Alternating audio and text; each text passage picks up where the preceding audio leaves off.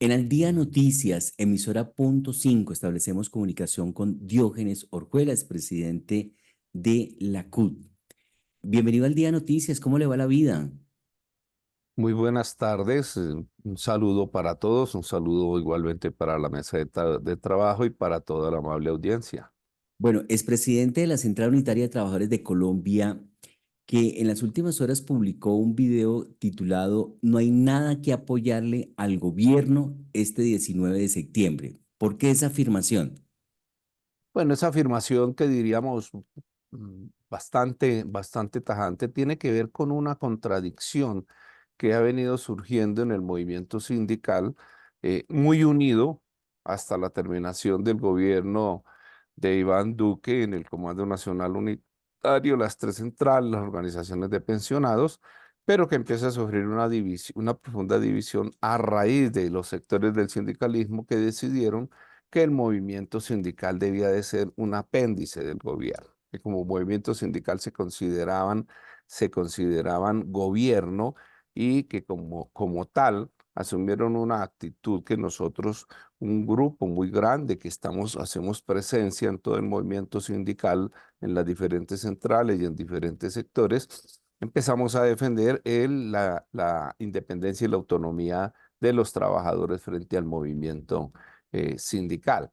Esa independencia y autonomía pues debía mantenerse para poder valorar las acciones y definiciones de este gobierno, pues si se desarrollaban o no se desarrollaban las consignas que habíamos venido defendiendo, inclusive durante 30 años de lo que nosotros hemos denominado todo el periodo neoliberal, pero además si se cumplían una serie de expectativas que tenía el mundo del trabajo, que tenían los trabajadores. Eso es lo que hoy valoramos frente a lo que ha hecho el gobierno y es en lo que encontramos, no solamente que el gobierno ha continuado desarrollando muchas de las cosas que venían de los gobiernos anteriores y en otras, francamente, no ha habido una salida. Voy a mencionar cosas como estas. En materia de los incrementos salariales, ya van del salario mínimo, ya van dos negociaciones y en ambas negociaciones, si comparamos con lo que nosotros logramos con gobiernos anteriores, especialmente si vamos a hablar del gobierno Duque, con quien tuvimos tan duras confrontaciones, fueron superiores los incrementos salariales en ese gobierno y inferiores en esto cuando la expectativa de los trabajadores era que en un gobierno alternativo, como se denomina, progresista, del cambio, etcétera, debía haber unos incrementos mejores. En el sector estatal, que es donde el Estado es patrón, y aquí sí que juega la relación patrón-sindicatos, pues hemos tenido una situación muy complicada sobre un tema que, por ejemplo, ha sido vital para los trabajadores del Estado. Es lo que nosotros llamamos la formalización de las plantas de personal. El Estado está lleno de formas de contrato directo, lo llamamos muy comúnmente, lo llamamos los contratos basura, las tales órdenes de prestación de servicios, y se tenía la expectativa de avanzar en esto y el no rotundo de el director de la función pública, el señor Manrique, fue una constante y en eso no hay nada. Y en contrario, al igual que en los gobiernos anteriores, esta es una fronda burocrática que sigue creciendo en el país con con este tipo de contratos. Eso para mencionar dos elementos muy grandes, ¿cierto? Igual fue expectativa, fue un discurso durante 30 años que se desarrollara el artículo 53 de la Constitución Nacional que ordenó hacer un estatuto del trabajo. Y fue una negativa rotunda en todos esos 30 años por parte del gobierno y por parte de los empresarios.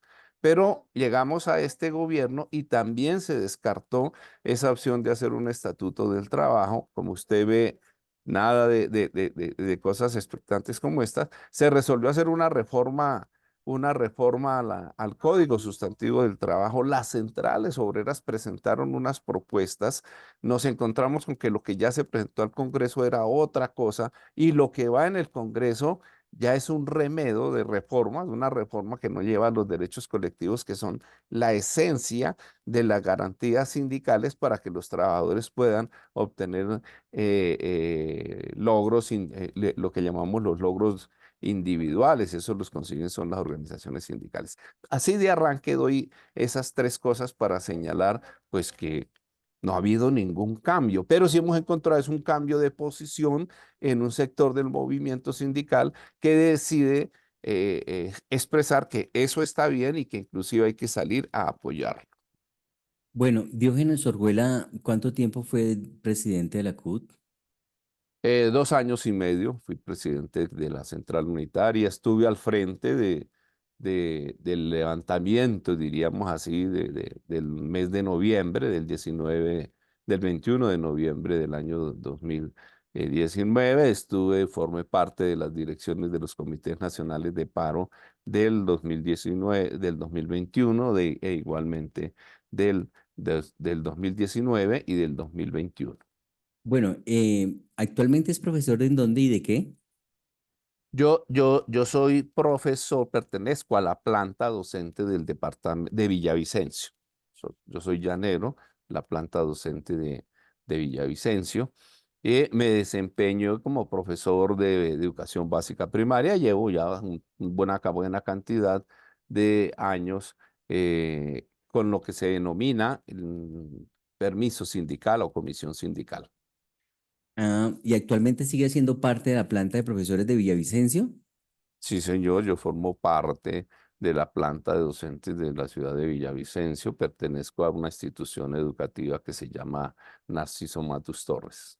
¿Pero vive en Bogotá o vive en Villavicencio? No, yo vivo en Bogotá, tengo mi permiso sindical, yo vivo aquí en Bogotá, pues porque yo estaba en el Comité Ejecutivo Nacional de la CUT, más o menos estuve cerca de 20 años en la dirección, estuve atendiendo el Departamento Internacional de la CUT, estuve en todas las negociaciones de los tratados de libre comercio, estuve en todos los procesos de debate de ingreso de Colombia a la Organización de Cooperación al Desarrollo Económico en la OCDE.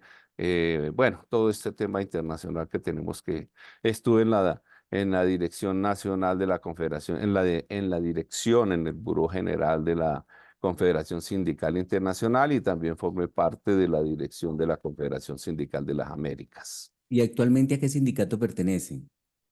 Yo pertenezco a la Unión Nacional, bueno, como docente del departamento del Meta, estoy afiliado a la Asociación de Educadores del Meta, pero de igual manera formo parte, soy vicepresidente de la Unión Nacional de Trabajadores del Estado.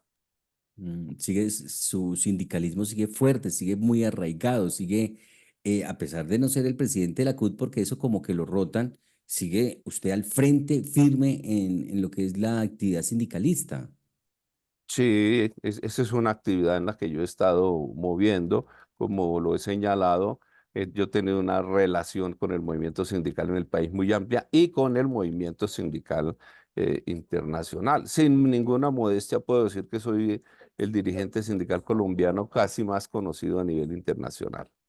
Ah, muy bien. Sí, yo lo conozco mucho. Para mí es muy familiar el nombre de Diógenes Orjuela dentro de los líderes sindicales que tiene Colombia hasta este momento. ¿Y usted votó por Gustavo Petro en la presidencia de la República? No, yo voté en blanco, consideré precisamente por conocer cómo es el doctor Gustavo Petro en su forma de ser, en su forma de actuar. Va a decir una cosa que pareciera increíble, que no le gustan las organizaciones, ¿cierto? En general no siente un gran gusto por el movimiento sindical. Las relaciones del movimiento sindical siempre han sido muy difíciles con él, tanto en la alcaldía como lo ha sido en este sindicato. Voy a decir algo, por ejemplo. No ha habido una sola reunión oficial hasta hoy entre el Comité Ejecutivo Nacional de la CUT y el gobierno para tratar asuntos de los trabajadores. El presidente de la CUT va porque lo llaman a Palacio, voy a decir un poco brusco, para darle casi que las órdenes de lo que debe hacer y lo que debe decir, pero no son reuniones formales en donde se discutan los problemas de los trabajadores que son hartos y, y se busquen soluciones. porque casi todo, casi hoy la actitud que hay en este sector del movimiento sindical es de desarrollar las órdenes que se les dan desde Palacio. Sí, antes de hacerle, que tengo algo pendiente de su perfil en la cuenta de X, militante Dignidad Colombia, que es Dignidad Colombia, un partido político. No, dignidad y compromiso, que es el movimiento, es el partido político donde están figuras como Jorge Enrique Robledo, ¿cierto? Sergio Fajardo. Diríamos, yo pertenezco en el mundo político al centro, Sí. ¿cierto? Creo que los extremos no le están dando ningún beneficio. Soy de los que comparto que los extremos no han llevado el país a una confrontación que no le sirve para nada al país y creo que tiene que ver con la situación en que estamos. Sí, pues usted se me anticipó a una pregunta que le tenía porque uno asume que todos los sindicalistas votaron por Gustavo Petro, pero usted dice, no, yo voté en blanco porque lo conocía. Esa era la pregunta que yo le tenía porque uno dice, si conocíamos, por lo menos en Bogotá hay mucha gente que hace política, cómo es Gustavo Petro con lo que hizo en la alcaldía, que según algunos expertos y analistas fue un desastre como alcalde de Bogotá. ¿Para qué enumerar cada uno de los señalamientos que le hacen a esa administración? ¿Por qué volvieron a votar por Gustavo Petro? Pero usted ya lo dijo, yo lo conocía y por eso no voté por Gustavo Petro. Y Y para voté en blanco.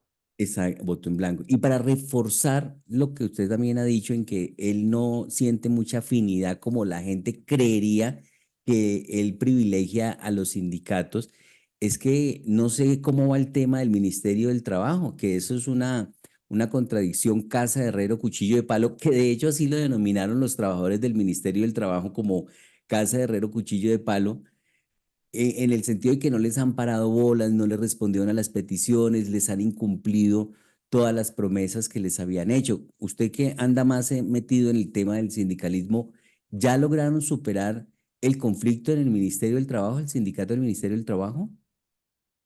Mira, lo que pasó en el Ministerio del Trabajo y lo que pasó con el paro camionero, eso, por ejemplo, fue una absoluta interpretación que también llevó al movimiento sindical a dos posiciones muy complicadas. Yo estuve con compañeros, inclusive del Comité Ejecutivo de la CUT y compañeros de otras centrales, estuvimos acompañando el paro del Ministerio del Trabajo que ni siquiera fue un paro por negociar un pliego de peticiones, sino porque se cumplieran unos acuerdos que ya habían negociado con la ministra. Y se le dio el peor de los tratos que se le puede dar a un paro. Aquí la ministra Gloria Inés terminó actuando, ¿cierto? De la misma manera como han actuado en otras ocasiones y en otros paros. Voy a retrotraerme un poco el paro de Avianca, por ejemplo. Eh, Actuó idéntico a como han actuado los peores patrones, ¿cierto? Se negó a negociar, trató de romper la huelga, hicieron esquirolaje y hubo sectores del movimiento sindical que dijeron que eso estaba bien, cuando eso está mal. Nosotros no podemos. Entonces, si la ministra, yo me conozco con Gloria Inés de hace muchísimos años, la conocí en FECODE, estuvo en el comité ejecutivo de la CUT conmigo y ya después salió a ser senadora y hizo todo lo contrario de lo que uno debe poner en práctica como dirigente sindical. Al final rompieron la huelga. Al final usaron los contratistas. Imagínense en el Ministerio del Trabajo lleno de contratos, de estos contratos basura que tanto estamos combatiendo. Puso esos contratistas a romper la huelga, puso esa corriente sindical amiga de ella a romper la huelga. Y en lo de los camioneros, ¿cierto? También el comportamiento de esta corriente fue supremamente grave. La mayoría del movimiento sindical salimos a defender el paro camionero porque siempre hemos actuado con ellos, siempre. Siempre hemos respaldado a los camioneros, hemos estado siempre en contra del alza de los combustibles, pues creo que el alza de los combustibles es un golpe en general para los productores, para la población, para los más pobres. No, no es cierto, además no es cierto, esto nos podría dar para una charla larguísima, que el combustible se esté subsidiando. Demostramos, como lo demostramos ellos, que producir un galón de diésel le cuesta a Ecopetrol un poco menos de 5.000 pesos y él lo vende a un poco más de no, un poco menos o 4.000 pesos y lo vende a un poquito más de 4.000 pesos y ya se estaba pagando a 9.000 y pico, porque eso está lleno de impuestos y de sobretasas, pero como se les ocurrió que tocaba nivelarlo con el precio del petróleo, como si nosotros importáramos para hacer diésel, entonces ahí vino ese debate. Pero esta corriente de compañeros proclives al gobierno terminaron diciendo que los camioneros eran con los mismos que ellos a mí me acompañaron a reuniones en otros periodos, que ahora eran mafiosos, ahora eran unos súper ricos y que eran además golpistas.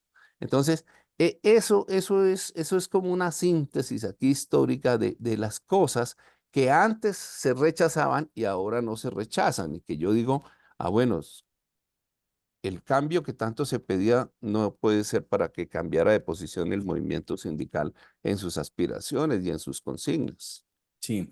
Bueno, ¿y qué tan divididos están las centrales obreras? Porque hay varios sindicatos. Uno ve a FECODE marchando. La salud se les ha deteriorado. El cambio que incluso hicieron de modelo, de proveedor, ha sido para empeorar, no para mejorar. Pero FECODE sigue ahí firme.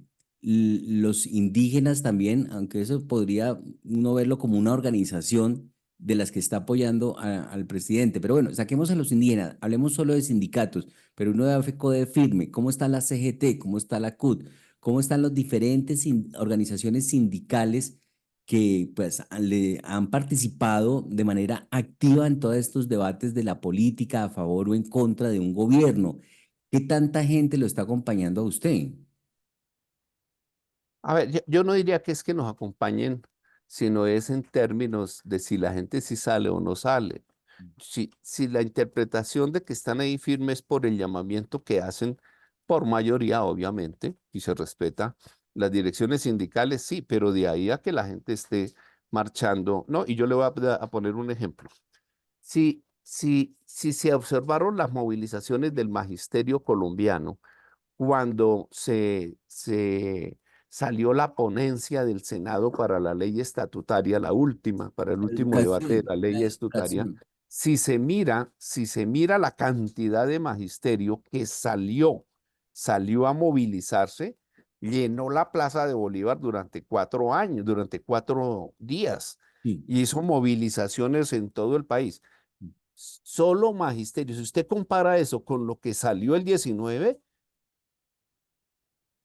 de Colo- lejos, las movilizaciones del solo magisterio fueron mucho más grandes que las movilizaciones de ayer, que eran unas movilizaciones, se supone, de todo el país del respaldo al gobierno.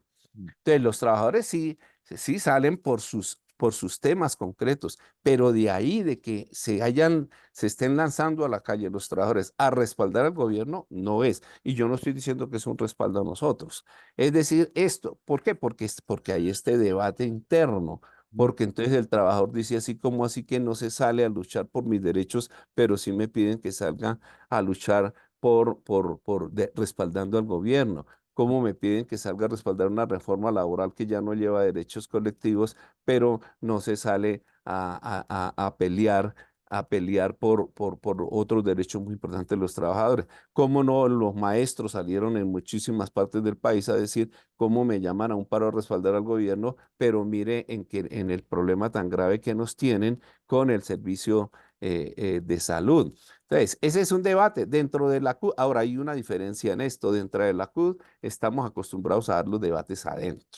No, no, no vamos a romper, nadie va a romper una central unitaria de trabajadores en donde es un debate constante todos los asuntos. La CGT sí se dividió en tres partes. Hoy la CGT está dividida en tres partes. De esas, la corriente más grande es la corriente que se pronunció también exactamente sobre este mismo asunto de no salir a marchar. Bueno, la CTC terminó diciendo yo no vuelvo al Comando Nacional Unitario ni vuelvo a salir a estas movilizaciones. Eso fue lo que yo le escuché ayer al presidente. Y esta misma discusión usted la puede encontrar casi en el movimiento sindical. Es si se actúa con independencia y autonomía o si se convierte en un apéndice del gobierno. Sí.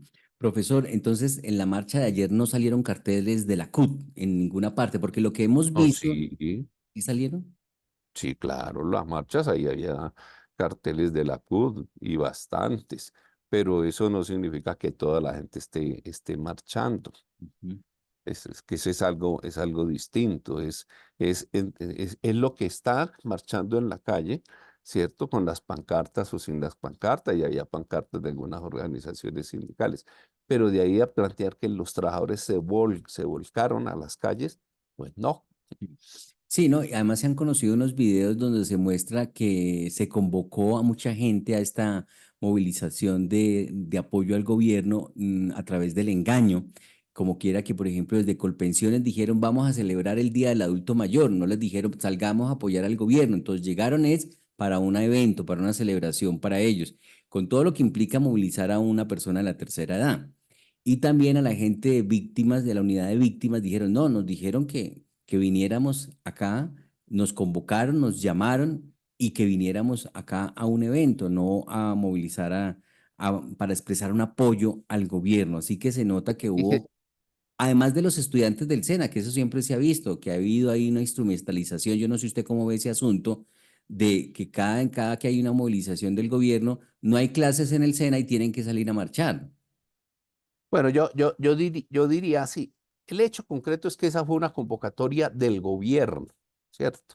Hombre, y una convocatoria del gobierno debía haber sido pues una asistencia masiva en calles y en ciudades, y el reporte no es ese, ¿cierto? Allá ellos harán su propia evaluación porque supongo que la harán, pero no es, ya, ahí sí, en términos de la observación de general de que el pueblo colombiano se volcó a las calles, pues el pueblo colombiano no se volcó a las calles, pero sí hay un solo detalle que yo quiero mencionar y es el de los ancianos y la reforma pensional, ¿cierto? Sí. Darle un auxilio a los ancianos, como está planteado, que llega a 235.000 pesos, ¿cierto? Que ojalá fuera de 1.000.000 de pesos. Primer asunto, no le digan al país que sacaron de la pobreza a 3 millones de personas con 235.000 pesos, ¿cierto? Y que además no es una pensión, eso es un subsidio. Espere, para allá voy. No necesitaba estar en la reforma pensional. Tan es así que aunque lo metieron en la reforma pensional para decir que se va a pensionar a cerca de 3 millones, es un subsidio y tan es un subsidio, aquí menciono que lo tuvo que aclarar el ministro Bonilla, lo tuvo que aclarar Jaime Duzán de Colpensiones, que eso no lo iba a pagar Colpensiones, sino lo iba a pagar Prosperidad Social. Es decir, ese auxilio de los 3 millones con un decreto se le puede dar a los ancianos. No es cierto que si se cae la reforma pensional en la Corte, ¿cierto? Aquí viene también el respeto que debemos tener todos por la separación de poderes. Se supone que la Corte tendrá que analizar en la ley si eso estuvo bien o está mal y simplemente avalarla o declararla constitucional o declararla inconstitucional, en totalidad o por sus partes, como sea. Pero esa parte, ya como si fueron los métodos para tratar de que la gente saliera, pues no me meto en esa discusión, pero sí, este sí es un engaño, decir que es que gracias a la reforma pensional se le puede dar dizque una pensión a los ancianos cuando ese es un subsidio que ni siquiera, ni es pensión, ¿sí? Y como no es pensión, no lo paga Colpensiones, o sea, no tiene nada que ver con la reforma pensional, lo paga es Prosperidad Social, que es la que paga los subsidios. Esa es una forma que nosotros le hemos debatido mucho de que no se engaña a la población. Bueno, pero ni siquiera los ancianos salieron. Sí. Eh, Profesor, ¿le gusta la propuesta que hizo el presidente a propósito de pensión, de bajar la edad de pensión en Colombia? Que porque la vida no es solo trabajar, trabajar y trabajar. Estoy viendo una película rusa que dice Mejores que nosotros, en donde una serie rusa, en la que están en un gran debate porque allá hay humanoides casi perfectos y el dueño del que está diseñando los robots lo que está planteando es que se baje la edad de pensión, ¿cierto? A 42 años para que el mundo pueda ser manejado a través de los robots. Hoy en el mundo lo que se está debatiendo no es que la gente se pensione más joven, ¿cierto? Ujú. Yo creo que las edades son justas. Colombia está en una edad que es justa, o pues, ojalá fuera a los 60 años, pero ese es un debate que está íntimamente ligado al desarrollo tecnológico, al desarrollo productivo, al desarrollo industrial de los países. Usted sabe que en Europa ya hay países que solo están trabajando es 36 horas a la semana, ¿cierto? Por el avance tecnológico. Esos países no tienen casi desempleo. En Colombia tenemos una situación de atraso absoluto. El presidente, cualquier presidente de este país, si quiere mejorar las condiciones de este país, lo primero que tiene que hacer, primero es unir al país. Ningún país se desarrolla generando un debate como el que se está haciendo, de que es un debate, una lucha entre pobres y ricos, con una consideración que rico es el que gane más de 4.200.000 pesos. Este país tiene que unirse todo, absolutamente todo, tiene que unirse para sacar al país del atraso. Ahora, y sacar el país del atraso no es unir, no es nivelar a todo el mundo por abajo, por la pobreza. No, es por los niveles medios, pero este gobierno al sector que más está golpeando es a la clase media, a los trabajadores medios, ¿sí? Y a la clase media. Así ningún país prospera, ni menos generando polarizaciones como las que se están dando. Bueno, se metió usted ya casi en las últimas dos preguntas y es, ¿qué balance tiene? Y ya se anticipó a decir que este gobierno lo que está haciendo es golpeando a los menos favorecidos y a la clase media. ¿Cómo lo ha hecho Petro? ¿Ha sido buen presidente, regular presidente, mal presidente, buen gobierno, mal gobierno? Usted como un hombre que mantiene metido y debatiendo sobre propuestas y políticas públicas, sobre decisiones que afectan o benefician a los trabajadores, ¿cómo ha visto estos dos primeros años de Gustavo Petro y todo su gobierno? Primero, no ha podido desarrollar tantas cosas que prometió, y esa es una de las consecuencias de prometer lo que no se puede, porque cualquier persona que aspire a dirigir el país sabe cuál es la situación del país y sabe claramente qué es lo que se puede solucionar. Cuando uno promete más de lo que se puede solucionar, termina en un problema como el que se está actuando, de que hay un descontento generalizado porque no se ha podido cumplir. Como segunda medida, se ha polarizado el país. Entonces eso tampoco, en medio de la polarización, es absolutamente complicado poder hacer las ejecutorias que en algún momento se pueda realizar. El otro asunto que es bien complicado es entender que este país tiene tres poderes: el ejecutivo, el legislativo y el judicial, y que eso está diseñado en una constitución que por lo menos quienes no nos hemos alzado en armas, la respetamos, gustenos o no nos guste, la tenemos que respetar. Quien está en la insurgencia no respeta la Constitución porque pues no le gusta y listo. Y está dando una lucha, yo siempre la he considerado incorrecta en ese sentido. Y quien debe dar ejemplo de cumplir la Constitución en su integridad es el presidente de la República. El Congreso debe dar ejemplo de cumplimiento de la Constitución, y los jueces deben dar ejemplo de cumplimiento de la Constitución. Ese sí es el rompimiento institucional que se está dando en el país. Los presidentes en el país deben aceptar que no son omnipotentes, ¿cierto?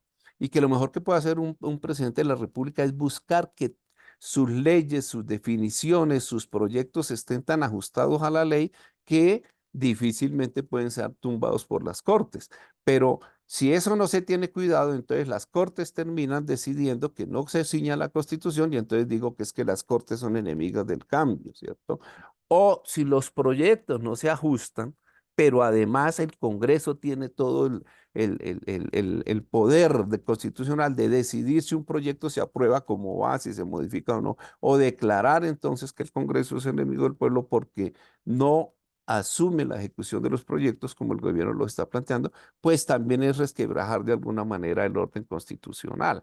Entonces, el balance es muy pobre, porque si nos vamos a lo que él prometió, a lo que aspiró la gente que se hiciera, pues el balance es absolutamente pobre, y pues por eso estamos en las que estamos. Hay gente que dice que Petro no ha gobernado, que a él no le interesa gobernar, sino el poder. ¿Usted cómo ve esa afirmación? Lo que yo señalo es que los gobernantes deben de tener algo que se llama el talante de estadista, ¿cierto? El talante de estadista es el que le da, diríamos, esa dignidad al cargo de presidente de la República. Esa dignidad la debe irradiar quien está al frente de la dirección del Estado. Esa capacidad no de confrontar, sino de convencer a todos los sectores de la sociedad de que sus proyectos merecen tener todo el respaldo. Eso le falta al doctor Gustavo Petro, indiscutiblemente. Entonces, no tiene talante de estadista y me parece que usted quiso decir, por favor me confirma, que él no respeta la Constitución. ¿Usted siente que él sigue en la insurgencia?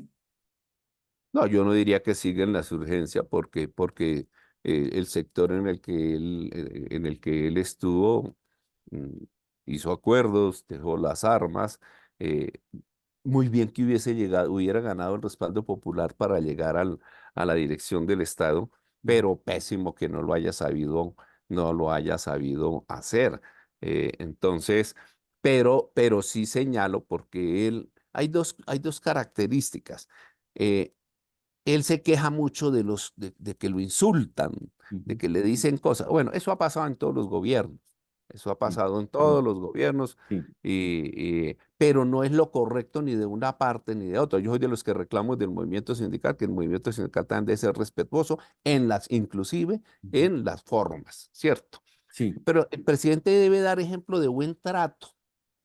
Pero es que el presidente también maltrata a todo el que no esté de acuerdo con él, ¿cierto? Entonces reclama porque también lo maltratan. Yo creo que el presidente debía dar de buen ejemplo en el tema del buen trato a las contradicciones, de que el debate sea civilizado en el país para así poder reclamar que los sectores que no están no lo hagan. Yo particularmente no lo hago, ¿cierto? Ni estoy de acuerdo con que se hagan de esa manera.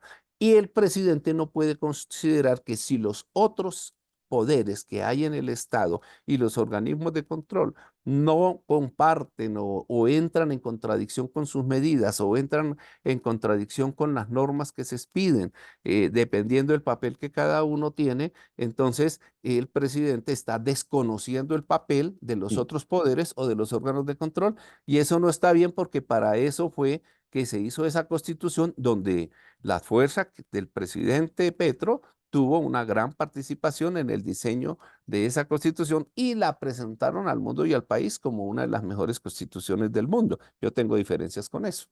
Profesor, hay personas que han venido diciendo que el gobierno se está dando a un autogolpe porque quiere provocar un nuevo estallido social y aprovechar esa situación para quedarse en el poder.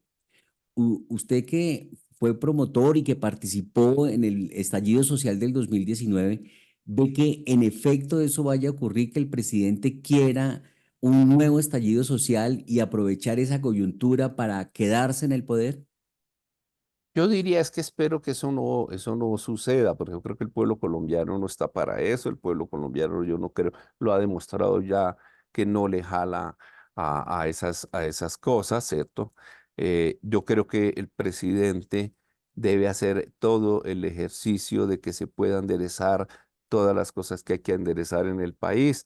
Todos los sectores sociales deben abogar porque llegue a un feliz final de su mandato eh, y que el pueblo colombiano sea el que tome las decisiones que tiene que tomar para el país. Pero sí diría, y aspiramos a que eso no esté ni en la mentalidad de las fuerzas que lo acompañan, ni en la mentalidad de él, de generar rompimientos de la institucionalidad del país, porque tenemos tantas situaciones tan difíciles que esto no le sirve.